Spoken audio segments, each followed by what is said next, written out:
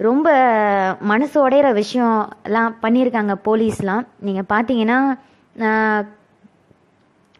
அங்கே கலவரத்தை உண்டாக்கி ஆரம்பித்து வச்சதே இந்த போலீஸ் அதிகாரிங்க தான். அதில் என்ன பண்ணியிருந்தாங்கன்னா, அங்கே இருக்கிற பொண்ணுங்களை சட்டையெல்லாம் கிழிச்சு அவங்கள அம்மனமாக ஓட விட்டு, அப்புறம் அங்கே இருந்த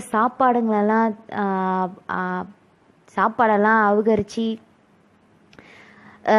அங்கே இருந்த சாப்பாடெல்லாம் பாதுகாத்து அந்த போராட்டம் நடத்துகிற இடத்துல இருந்த சாப்பாடெல்லாம் பிடுங்கி அவங்க ரொம்ப கேவலமாக நடந்துக்கிட்டாங்க. அதுக்கப்புறம் பார்த்தீங்கன்னா அங்கே இருந்த பஸ்ஸு கொளுத்துறது, அவங்களே இதெல்லாம் ஸ்டார்ட் பண்ணியிருக்காங்க. அது வீடியோ ஆதாரம் லைஃப் எல்லாமே இருக்குது. இது தெரிஞ்சு மக்கள் தெரிஞ்சு இருக்காங்க.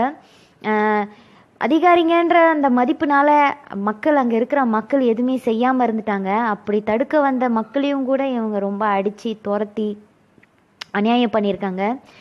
ஒரு பொண்ணு ஒரு 7-8 நாளாக நடந்த போராட்டத்தில் ஒரு பொண்ணு இவ்வளோ சேஃபாக இந்தியாவில் இருந்திருக்க முடியாது. அவ்வளோ சேஃபாக ஒரு பொண்ணு போராட்டத்தில் கலந்து இருந்திருந்தா.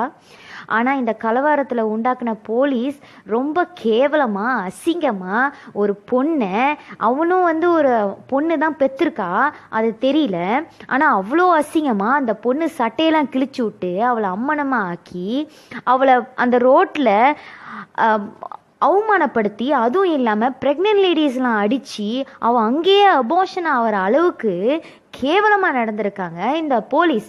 இல்லை, நான் தெரியாமல் தான் கேட்குறேன், நீங்கள் தான் மக்களுக்கு பாதுகாப்பு கொடுக்க வேண்டியாலே, அது என்னங்க நீங்களே ஒரு மக்களுக்கு இவ்வளோ தீங்கு விளைவிக்கிறீங்க? நான் தெரியாமல் தான் கேட்குறேன். இந்த கலவரம் இந்த போராட்டம் நடக்கிற டைமில் நீங்கள் எல்லாம் வந்தீங்க, ஒரு பாதுகாப்பாக நின்றுட்டு இருந்தீங்க.